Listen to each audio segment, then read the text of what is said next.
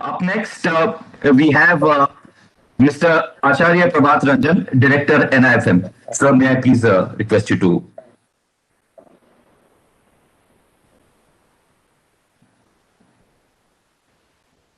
Sir, you'll have to unmute yourself.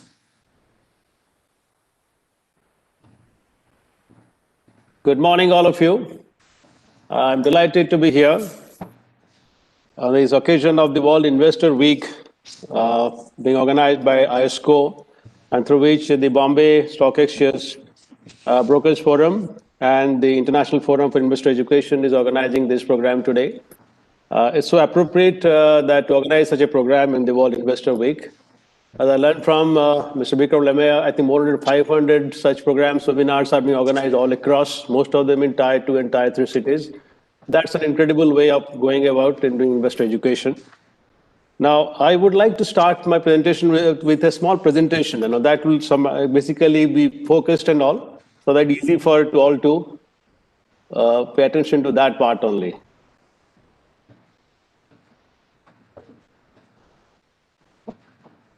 Bear with me 1 second.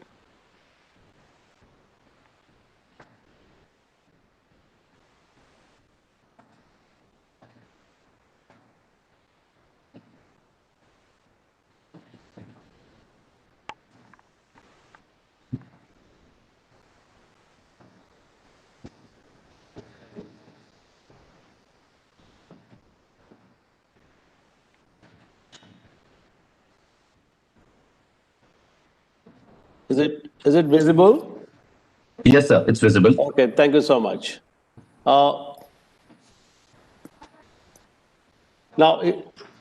this is basically the topic for today. What I've decided is the investor protection through financial education. On that issue, on which this particular webinar is being organized for all participants, I thought let me just focus on this itself and raise some issues as well, so that you could consider addressing those during the course of the day's deliberations.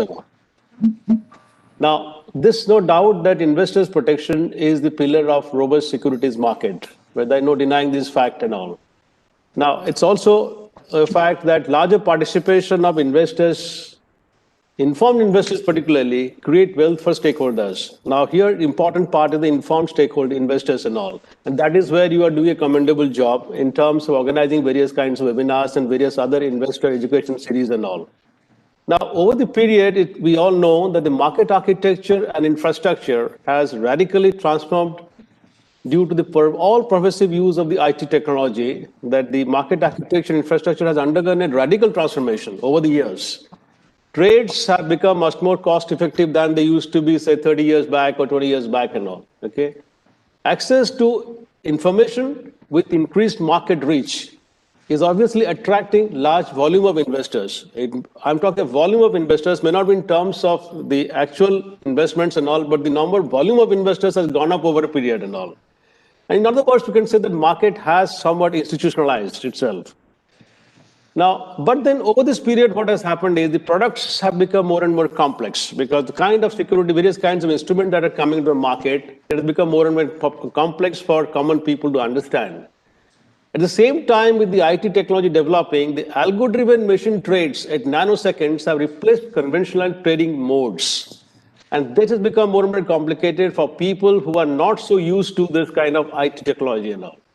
Now, big data has revolutionized analytical tools and skill sets. And as the cliche goes, there is no free lunch in market. All these are cost embedded. There's no doubt about that and all. Okay. So to some extent, what has happened, though the investors' participation in terms of volume has got growth, but to a great large extent, the ordinary investor has got marginalized and all. Now, such extraordinary market developments have now brought about investor protection and education regime to the forefront than ever before. Whatever was there earlier, but now it is much more important, so that the investor protection and education rights is in the forefront now. Now, why does investment awareness matters for all? Now, retail investors contribute positively to market liquidity and resilience, which has been, if you look at the World Federation of Exchange report and all, it's clear, lays down that the retail investors contribute positively to market liquidity as well as to the resilience of the market and all. Now, retail investors contribute a reasonable proportion of total number of market trades, though not in terms of the total value added. That's very clear. At the same time, what has happened is that high frequency trades have increased by almost 43% as in March 2020 as compared to 12.8% in November 21. So that indicates that the high frequency trades have increased substantially. Now, individual investors hold average equity ownership of only around 11.8% as of March 2020. But if you look at the AUM growth and all, 52% of asset under management of growth and equity-oriented schemes of mutual funds are held by retail investors, and almost 93.07% folios belong to this particular category of retail investors and all. Now, 50% of IPOs have witnessed high retail individuals investor suspicion between 2016 and 2019. So that is why this knowledge creation and capacity building, leveraging financial literacy program is now become imperative for a sustainable market ecosystem. However, at the same time, when we look at it, there are no formal evaluation process to examine the results of investor education. Basically, how much the investor education helped intellectually. Now, there is no formal evaluation process, I think. I don't know, I may be wrong, but you may like to clarify that later. Because it may be because there are no appropriate measurement tools, which may be difficult perhaps. That's the report. This report I'm quoting from ISCO's report only. There are presently no benchmarks to determine efficiency of investor education programs to know how these programs influence investors in their investor decisions and all. Okay. And the third part is the impact evaluation of investors' education programs have not been done. There is no evidentiary support available as per the IFIE report. But I understand there are some financial literacy indexes have been created to assess the impact of financial education initiatives. How far they are successful and how they are doing it, I do not know that. Now, empowering investors through education, obviously the SEBI's mandate, no doubt about it. And the pillars of investment, if you look at what are the investor awareness programs, they stand on three basic pillars: the financial knowledge, financial competence in risk management, financial planning, alternate investment strategies. Okay, these are the three pillars on which the investor education rests and all. So basically what we're trying to indicate is educating investors on their rights and responsibilities, empowering them with knowledge to evaluate different financial products available in the market to make informed decisions, okay, and enable them to understand and manage various kinds of risks and all. That's very important and all. And reduce investors' vulnerability to fraudulent schemes like Ponzi schemes and all, okay. Now, the approach to investor education could be various ways. Now the point is, what I've suggested here is that you divide a population into various target groups. Each target group has a different profile, risk profile, and therefore they have varying levels of financial knowledge. So if we combine various target groups in one group and start doing that, it may not suffice. So if you divide the population into various target groups, each with different risk profiles and different kinds of knowledge, that will be more target oriented. It can help investors, so it helps to target investors' education measures and also to make the investor awareness programs more effective. Now, various tools can be used. I mean, you have various conventional kind of tools where you have seminars, you have various written information being given out, but then you from one end of conventional tools to various innovative tools that we use through various social marketing techniques, through stock market games, through simulation exercises. Now, there are various techniques that are being used and all.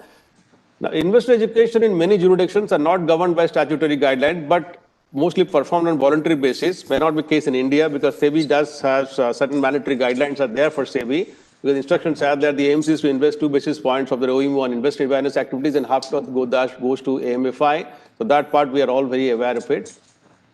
Now, there are, in spite of all investor education that's been going on, we all know that there are gaps, no doubt. Okay, there is a knowledge divide. Now, that is why it is necessary that this awareness of financial things, can it be included in school curriculum? I mean, school curriculum across the country and all.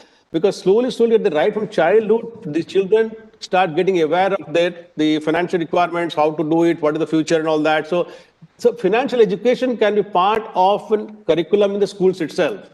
Now, how do we ever, in spite of all the education, mis-selling is still happening, push sales are still happening of various financial products.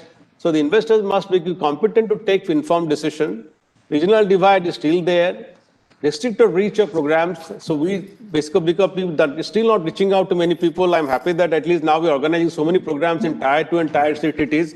But through use of intensive AV presentations, local language, SEBI-registered investment advisors and agents, we could reach out to more and more people.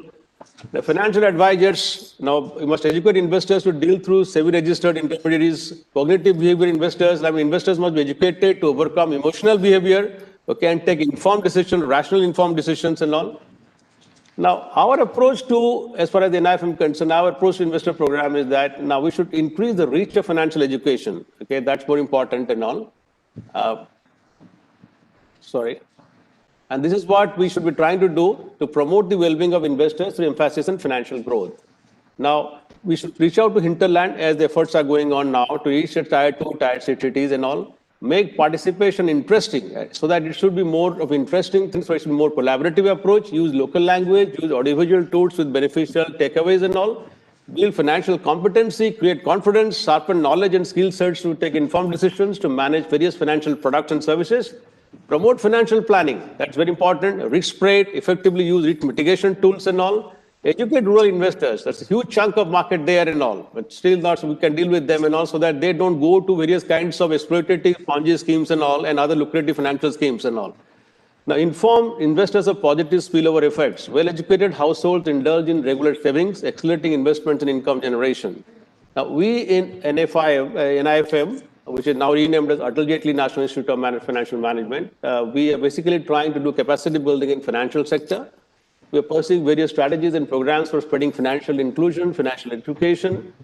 We have taken initiatives to achieve national mission of financial inclusion. We reach out to rural India through financial education literacy programs. We plan to adopt a couple of villages for this purpose. Our endeavor is not only to increase awareness of various financial products and suitable for them, but also to upskill financial competency participants as well as their family members and all.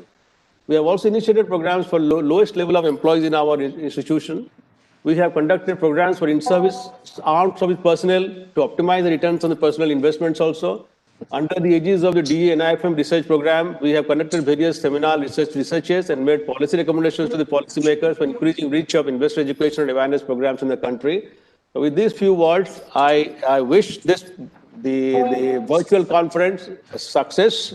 I must thank all the officers, particularly Mr. Uttam Bagri, Chairman of BBF, Dr. Vipin Betharja, CEO of BBF, and Alok Chiriwala for inviting me for this conference. Thank you very much and wish you all the best. Thank you, sir. Thank you. The biggest takeaway from your speech was empowering investors to make informed decisions. Thank you so much for your talk. Up next, we have